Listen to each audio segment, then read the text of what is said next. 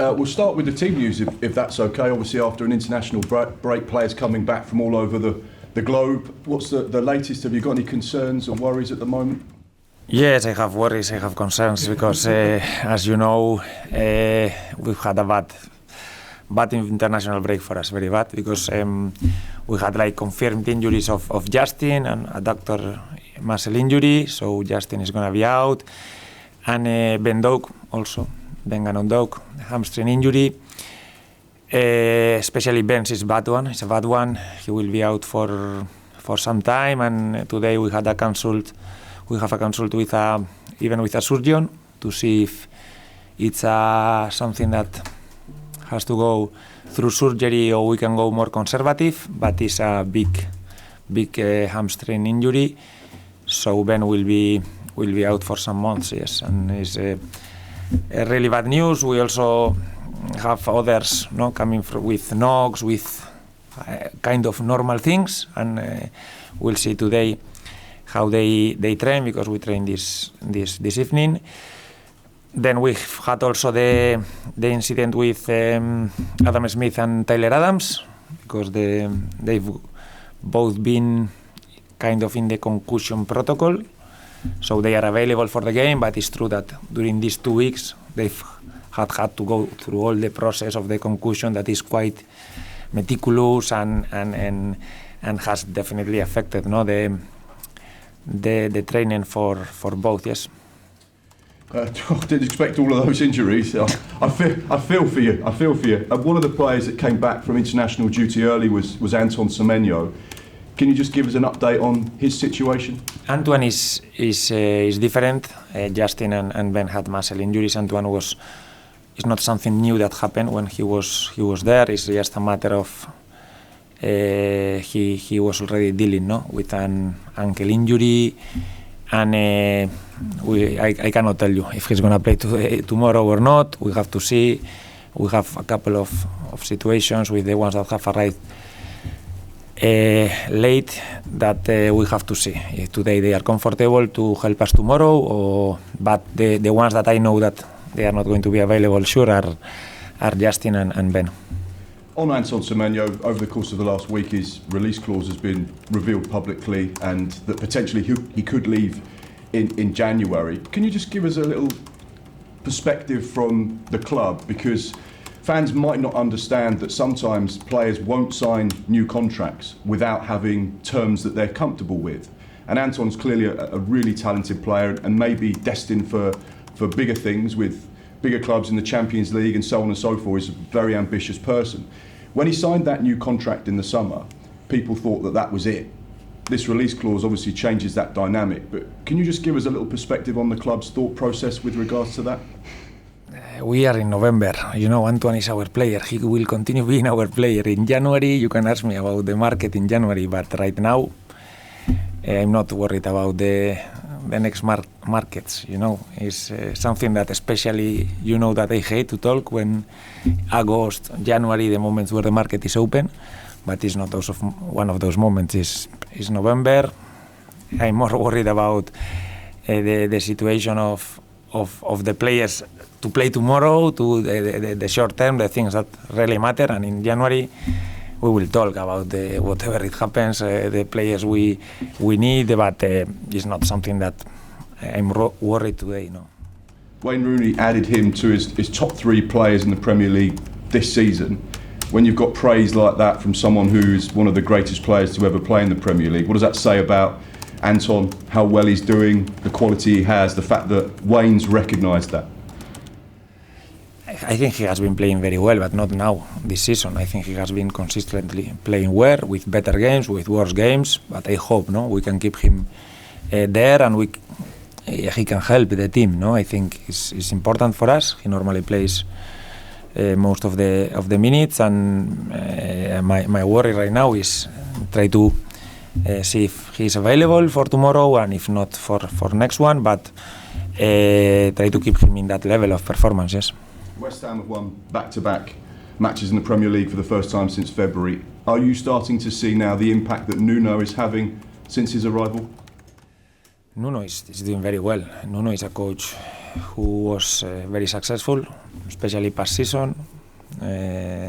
With Forest, has been also successful with other clubs in the Premier League, and to win now, I think two games back to back is very difficult in the Premier League to do this, and I suppose they come with with confidence in a kind of in a good place, but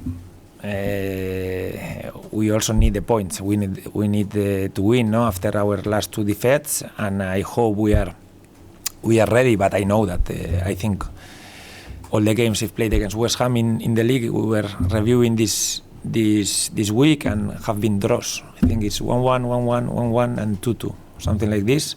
So all the games have been very, very, very leveled. And if we want to make the difference, I think we will have to be at our best, yes. How do you find that edge? How do you find that ability to beat West Ham, which, like you rightly say, is something you haven't been able to do a great deal? We've kind of prepared for the game, no? I think they've improved offensively and defensively last games. I think the more time they obviously spend with Nuno, the better they are gonna become. And I hope we can be more solid defensively than we've been last games. It's true that we've faced two very good teams, but I think we need to recover this solidity that we had we've had most of our season, because if we are solid, normally our offensive players they always find a way, no, to make the difference. I was listening to Nuno's press conference, and he was talking about enjoying horse riding, away from football, away from training, away from the pressures of being a Premier League head coach. That's something he really loves and he likes to do, and it takes him away. What do you like to do to take you away from the pressures and stresses of football management? I've never done horse riding. I don't know. It sounds scary. I wish I knew, but I've never done it. I don't know. I've said it a lot of times. I like to take the bike and go cycling. It's not as spectacular probably as going horse riding, but it's the things we like to do, but we don't have a lot of time. At the end, you have your off day, and normally your family is waiting there to do something in your off day, and I don't think we have a lot of time. And if Nuno said to you, come on then, I'll take you for your first horse riding lesson, would you say yes? Yeah, why not? Yes, you have to be ready to learn new things. I suppose it's not easy, and you have to receive some lessons first, but it sounds nice. From the outside, it sounds nice, yes. Thank you very much. Thank you.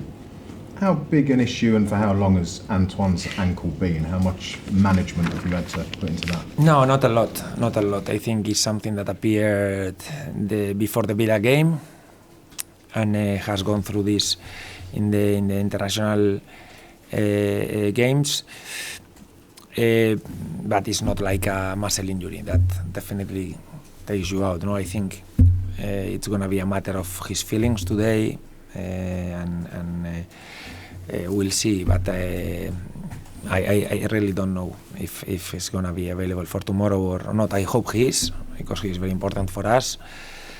But with the ankle, it's a matter of pain and how you feel yourself, and we will see. And how about Ben? How is he coping with the bad news? I think it has been a strange situation for him, because they were both, Ryan and him, so happy that they are going to have the chance to play in the World Cup, but also it's a very disappointing injury for him, because he lost half a season, basically past season, after the spell in Middlesbrough, and I think it was a good moment, because I always say, the season in the Premier League after the November international break is very important, because you play a lot of games in December, you play a lot of games in January, and these 2 months are, for me, the base of your season, and to lose a player like Ben, that is always very good options to have for us, is bad for us, especially for him, even personally, I suppose, even worse. You mentioned Ryan there. Can you give us the other side of the coin? How he reacted to what happened that dramatic game as he walked into the training ground singing Flower of Scotland and No, stuff? he came very, very happy, obviously, next morning. I think it's a group also, the Scottish players, no? They are very together, they fought a lot to get this award. Even the games they've played, they've been really difficult games, because I think probably they were not the best team the other day, because Denmark played really well, even against Greece. I remember the game but they found a way to win. They found a way. They scored amazing goals, and I suppose, no, for them to experience live, no, those moments is something that they will never forget. Yes. I'll ask you about a couple of West Ham players. How important and influential is Lucas Paquetá when they play well, and how much will they miss him tomorrow? I think definitely we prefer that he doesn't play. He's a very, very good player for them. Also strong personality. They have also very good players. I don't know. Bowen always plays very well against us. I hope he doesn't have his best day, but it's true that Paquetá, I think, is a player that has been kind of leading, no, a little bit past seasons, and I think it's good for us. They have other very good players, but it's good that he doesn't play for us. Yes. And Callum Wilson's back in their team. He scored the other day.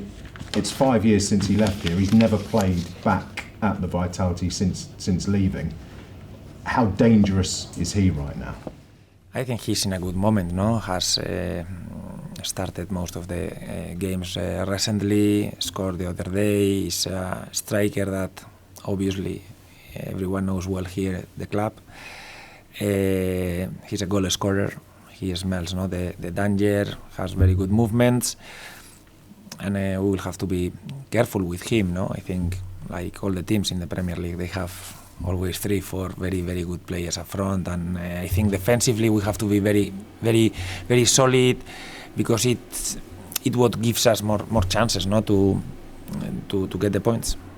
In terms of playing here at home, I think only City have taken more points at home in the Premier League so far this season. They and others have played more games than you have so far at home. Do things feel better and different here at the Vitality than in the past? I think these things you have to be careful, because at the end the schedule marks a lot, because we've played away games have been really difficult.